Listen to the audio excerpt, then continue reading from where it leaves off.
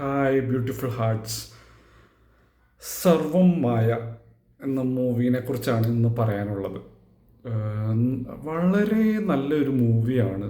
നിങ്ങൾ ഫാമിലിയൊക്കെ ആയിട്ട് കാണാൻ പറ്റിയ ഈ ക്രിസ്മസിൽ കണ്ട് ഫാമിലി ബോണ്ടായാലും എല്ലാം ആയിട്ടുള്ളൊരു എല്ലാവരും കൂടെ ഒരുമിച്ച് ഫാമിലിയായിട്ട് പോകാൻ പറ്റിയ ഒരു നല്ലൊരു എൻ്റർടൈൻമെൻറ്റ് മൂവിയാണ്. എന്നുവെച്ചാൽ ഒരുപാട് കോമഡീസോ ഒരുപാട് വലിയ രീതിയിലോ പോകുന്ന ഒരു കഥയല്ല. ഒരു സിമ്പിൾ സ്റ്റോറി. അത് നല്ല ഭയങ്കര ബ്യൂട്ടിഫുള്ളായിട്ട് ആ പടത്തിനെ അവർ എടുത്തിട്ടുണ്ട്. നമ്മളെപ്പോഴും പറയും, ഓരോ പടങ്ങൾ വരുമ്പോഴും പറയും നിവിൻ പോളിയുടെ കംബാക്ക് എന്ന് പറയും. പക്ഷേ ഈ ഒരു മൂവി കൂടെയാണ് യഥാർത്ഥത്തിലൊരു കംബാക്ക് വന്നിരിക്കുന്നത്. അത്രയും നല്ല ഒരു മൂവിയായിട്ട് മാറിയിരിക്കുകയാണ് ഈ സിനിമ. നല്ല രീതിയിൽ നമ്മളെ എൻ്റർടൈൻ ചെയ്യാനും കുറച്ച് പോലും ഒരു ലാഗോ കാര്യങ്ങളോ ഒന്നുമില്ല.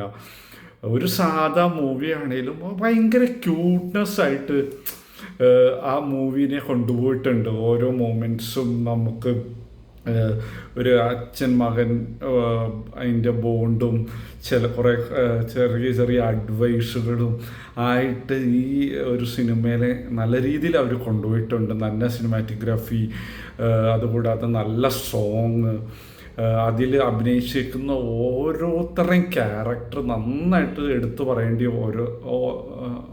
ഒന്നാണ്. ജനാർദ്ദനനായാലും പിന്നെ അതുകൂടാതെ നമ്മുടെ മഞ്ജു വാര്യർ ആങ്ങള മധു വാര്യർ കുറേ കാലങ്ങൾക്ക് ശേഷം ബിഗ് സ്ക്രീനിൽ വരുന്നൊരു മൂവിയാണ്.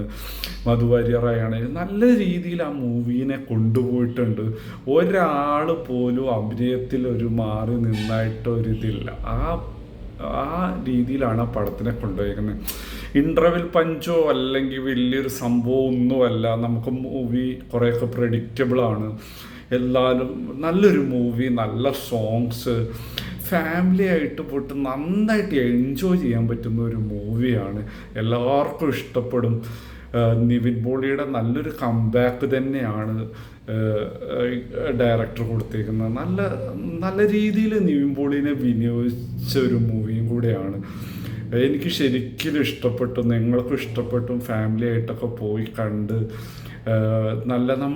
നമ്മുടെ ഫാമിലിയിൽ നടക്കുന്ന അല്ലെങ്കിൽ ഒരു സംഭവം പോലെയൊക്കെ നമ്മൾ എവിടെയൊക്കെ കണ്ടു മറന്ന കുറേ കാര്യങ്ങളുമായിട്ട് ഭയങ്കരമായിട്ട് നമുക്ക് റിലേറ്റ് ചെയ്യാൻ പറ്റും.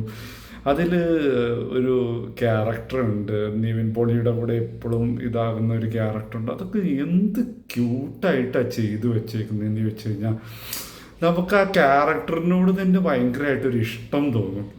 ഒരു ക്രിസ്ത്യൻ ക്യാരക്ടർ പോലെ ഒരു സംഭവം അതിൽ ചെയ്തു വെച്ചിട്ടുണ്ട്. ഞാനങ്ങനെ ഒരു മതത്തിൻ്റെ പേരിലല്ല പറയുന്നത്, ഞാൻ ആ സാധനം പറഞ്ഞത് സ്പോയിലർ ആവുമെന്നുള്ള കരുതിയിട്ടാണ് ഞാൻ ഇങ്ങനെ പറയുന്നത്. അത്രയ്ക്കും നല്ല ക്യൂട്ടായിട്ട് ആ സംഭവത്തിനെ എടുത്തു വെച്ചിട്ടുണ്ട്. നല്ലൊരു മൂവി, നല്ല ബാക്ക്ഗ്രൗണ്ട്, മീൻസ് ചെയ്ത സ്ഥലങ്ങളായാലും നല്ലതായിട്ട് ഉള്ളൊരു ഇതാണ് എടുത്തു പറയേണ്ട ഒന്നാണ്. സോങ്ങൊക്കെ നിങ്ങൾക്ക് ശരിക്കും ഇഷ്ടപ്പെടുക. എനിക്കൊന്നൊരു സോങ് ഇത് വരുന്നതിൻ്റെ മുന്നേ തന്നെ ഭയങ്കര ക്ലിക്കായൊരു സോങ് ഉണ്ടായിരുന്നു. അതുകൂടാതെ തന്നെ നല്ല വേറെയും സോങ്ങുണ്ട്. നിങ്ങൾക്ക് ഫാമിലി ആയിട്ട് എൻജോയ് ചെയ്യാൻ പറ്റുന്ന നല്ലൊരു മൂവി തന്നെയാണ്. നിങ്ങൾ കണ്ടിട്ട് നിങ്ങളുടെ അഭിപ്രായം പറയണം. ഈ ക്രിസ്മസിന് എന്തായാലും എല്ലാവർക്കും പോയി കാണാം. One of the best movie എന്ന് വേണം നമുക്ക് പറയാം. അത് നിവിൻ പോളിയുടെ നല്ലൊരു കംബാക്കും കൂടിയാണ് ഈ മൂവി. എല്ലാവരും പോയി കാണണം. ഫാമിലീസ് ആയിട്ട് ഫ്രണ്ട്സുമായിട്ട് നന്നായിട്ട് കണ്ട് എൻജോയ് ചെയ്യാവുന്നൊരു പടമാണ്. അജു വർഗീസും നിവിൻ പോളുമായിട്ടുള്ള കുറേ നാളുകൾക്ക് ശേഷമുള്ള കോംബോയൊക്കെ അടിപൊളിയായിട്ടുണ്ട്. എന്ന് കരുതി ഒരുപാട് ചളി കോമഡി പറഞ്ഞ് നമ്മളെ വെറുപ്പിക്കുന്ന ഒരു തരത്തിലൊന്നുമല്ല. ആവശ്യത്തിലുള്ള കോമഡി നല്ല രീതിയിൽ അതിനെ കൊണ്ടുപോയിട്ടുണ്ട്. ജനാർദ്ദനൊക്കെയുള്ള ക്യാരക്ടർ ശരിക്കും നമ്മൾ അവരുമായിട്ടുള്ള സംഭാഷണങ്ങളൊക്കെ നല്ല രീതിയിൽ നമ്മളെ എൻജോയ് ചെയ്യും. നിങ്ങളെന്തായാലും പോയി കണ്ടിട്ട് കമൻറ്റ് ചെയ്യുക.